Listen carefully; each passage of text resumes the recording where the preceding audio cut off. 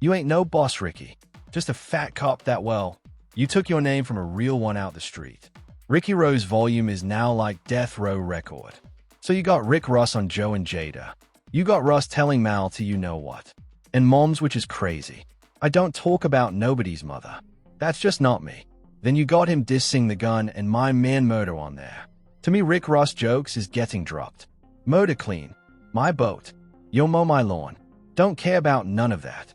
No, Rick Ross not smacking nobody. You talking about smacking. We saw you in Canada, brother. We saw you run on. Your peoples. We know you're not about that. We know you soft, my brother. BT Awards when it's Jeezy. I was there. I was backstage. And this is when 50 is. Going back and forth with Diddy backstage. I think that's the day he told French Meek is better than you. 50 was just wilding that day. When Rick Ross walked by me, Smack got the video. He just don't want to put it out. They said, "What's up?" They had like 30 with them. And I'm like, "What's up?" Like we don't never travel light. So he know it's not like that. But now the volume is definitely like Death Row. Yeah, the ring goes out of your punk. They punch him in the chest. He might have a Caesar. Man. Shout out to Biggs, too. Man. Shout out to Big cause I already heard JZ made that call. Yeah, he made to apologize. Yo, Russ, make sure you retract him. Stat apologized statements to Big, and this is why I said the volume is turning into Death Row. Had to come tapping real quick because I can already see where this is going. Tony Yayo and Uncle Moda are most definitely about to respond after what Rick Ross said during his sit-down with Joe and Jada on their show. Russ jumped way out there claiming he would slap 50 Cent if he saw him. Then he took shots at Gunnet and brought up Uncle Moda again. And listen, I'm not putting that clip right here. Not because it ain't spicy, but because it's on Netflix. I don't know how they move with approvals. And with Netflix and YouTube being direct competitors in streaming now, I'm not trying to play copyright roulette over one wild clip. Now, Tony Yayo and Uncle Moda are on Volume 2. But their podcast is not sitting on Netflix right now, so I can actually put that clip in the video without stressing over that. Copyright smoke. Rick Ross, though, jumped all the way out there and basically volunteered to take shots at 50. They did touch on Drake a little bit near the beginning, and that seems to be the clip moving around online from what I'm seeing because that part had people watching. But the real messy part came when Fat Joe was talking about, yeah, man, older rappers from the past who whack now. They done fell off, got their bag or whatever. Russ instantly jumped in like, "Oh, you talking about 50 Cent G-Unit, huh?" And Joe said, "Nah, I ain't talking about them." He was basically like, "Well, no, that's them. You threw me the alley-oop, man. I'ma slam dunk it for you." Then Russ took it even further and said, "I'ma backhand him with this right here." And he was showing that little claw-looking piece has been flexing. The one he claims cost $1 million. I don't know if Rick Ross thinks he unlocked his inner Terminator with that thing, or if he's walking into some rich guy masquerade movie. But he keeps saying it's $1 million piece. And look, Russ got money, so maybe that's light work to him. But the wild part is he really said, "Hey man, I'll smack 50 Cent when I see him."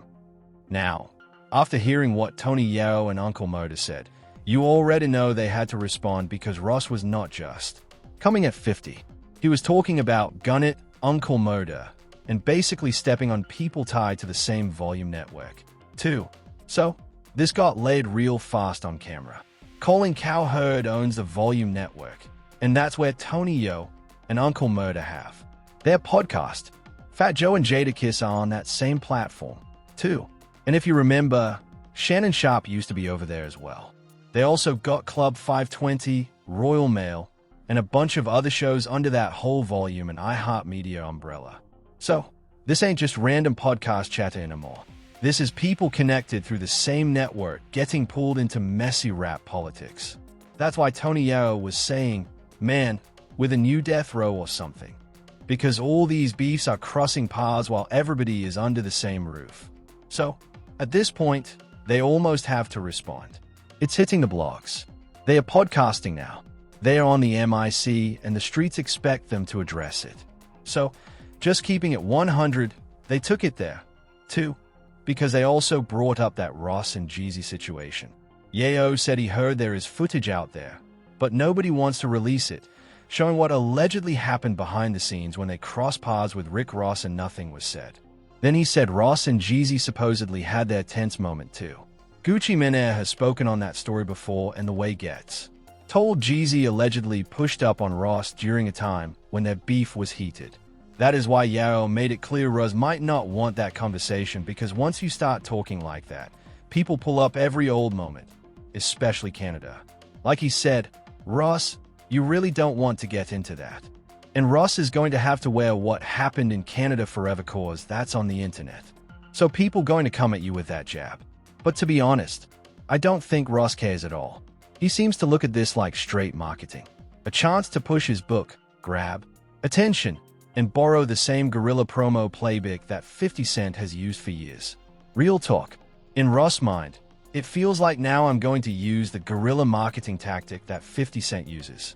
When I do interviews, I do anything like that. Let me go ahead and diss him. And that's exactly how he moved with Drake, too. Drake mentioned him on the album, and Russ jumped right back into that noise quick.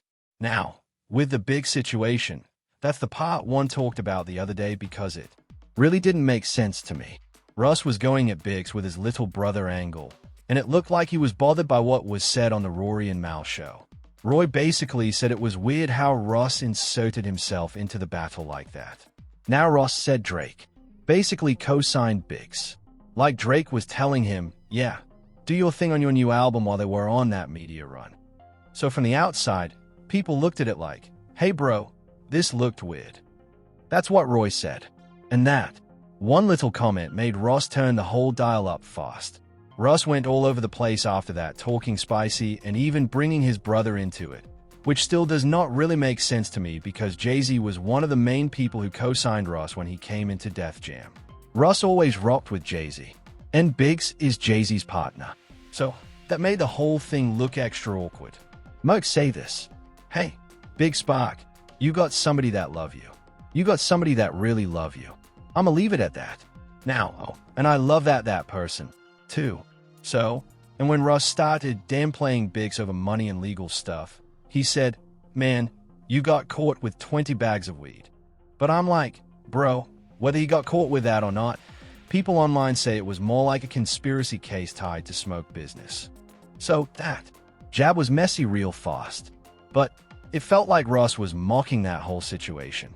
And I'm sitting here like, bro, this is the same guy who helped put real money behind Rockefeller and helped Jay-Z even get through the door in the early days. That's also somebody who was hands-on with picking certain songs with Kanye West. So when Russ took that angle, I'm like, that didn't really make no sense. It just looked messy because maybe Ross saw it like, well, that's your brother. I'ma go at him. And once he did that, the whole thing started looking personal. Then Russ came back online and worded it like, somebody gave me the call. And now everything is tangled together. Roy and Mal on volume. Tony Yo and Uncle Moda on volume. Joe and Jada on volume. And Russ pulled up on that same network. 2. Everybody has their own podcast lane. But Yayo's point was simple right here. Russ just dissed people connected to 2 different volume podcasts. So now the response was basically automatic. 2. So now Ross is dissing 2 different podcasts connected to the same network then still coming on that same platform. And that part is wild to me because on top of that, he already went at Jay-Z's longtime partner and close homie Biggs, somebody who has been tied to that Rockefeller circle forever. And then the MAL part makes it even more complicated. Mal rocks heavy with Drake. Everybody online calls him OVO Mal because he is always OVO this, OVO that. But at the same time, Biggs is his older brother, and Drake was on the album taking multiple shots at Jay-Z. So now the whole thing starts looking tricky from every angle. Back in the day, Mal used to speak up strong for Jay-Z and that whole rock side like, rock this, rock that, Jay-Z this, Jay-Z that, Rock Nation, brush this. So seeing all these lines cross makes the drama look extra messy. But now Mal is there rocking with Oval, and that makes the whole situation even crazier because back in the day Drake was taking shots at Rory too. Basically saying, hey man, I don't really rock with Roy. then throwing a jab about something that happened at a restaurant toast. So now the dissing is coming from every direction and it is getting messy fast. At this point, it feels like Rick Ross is doing this because he knows how to work the algorithm. He is promoting his book, the 20-year anniversary for Port of Miami, the orchestra show. And he even said, "I'm taking my brands everywhere I go." And that is exactly what Ross does. He could walk into the store tomorrow with Spud, and if he does, we are covering it. He is going to promote the liquor, Slippery Slope, the car show, and that gas partnership where they bring gas straight to your house. So when Ross starts poking at 50, Gunnett, Uncle Moda, Biggs, or anybody else, it looks like entertainment, promo, and blog bait. He wants his name moving. And, honestly, he is entertaining sometimes, just keeping it 100. But get in the comments and tell me what you think. Is Ross standing on business? Or is this all marketing? Hit that like button, subscribe to DripZ, and stay locked in because more heat is coming. Hey me, your mama MMG. Your mama MMG. Mama, your mama made now. Your mama made you heard. Listen up. And it's not a disc. Since your mama's MMG is only right, other members from MMG say we need to send your mom a care package. So this what I'ma do. I'ma send her all of the slippery soaps. Cost her nothing. And this is our new beer, South Beach Brew. It's the best. It's actually amazing. So we celebrating Marley Rory. Mixed breeds. Same game. I just found out that the white boy from Rory in Maui, he said something racist. He called black women roaches and cockroaches and termites. How dare you? White boy Rory. Naras want to interview with you. You disrespected black women like that with the other Maui right there. That's what this is. You can't speak on May now. This what I'ma do for y'all. I'ma give y'all enough content where y'all going to have a whole season just on Jose. And I'ma do that for free. And don't forget your mama is being used for marketing. I'm using your mama. And now worry. You said what about by the Black Queen? You not cutting no weave out of they. Wow, they just sent me this and somebody that went to school with you sent me. This white,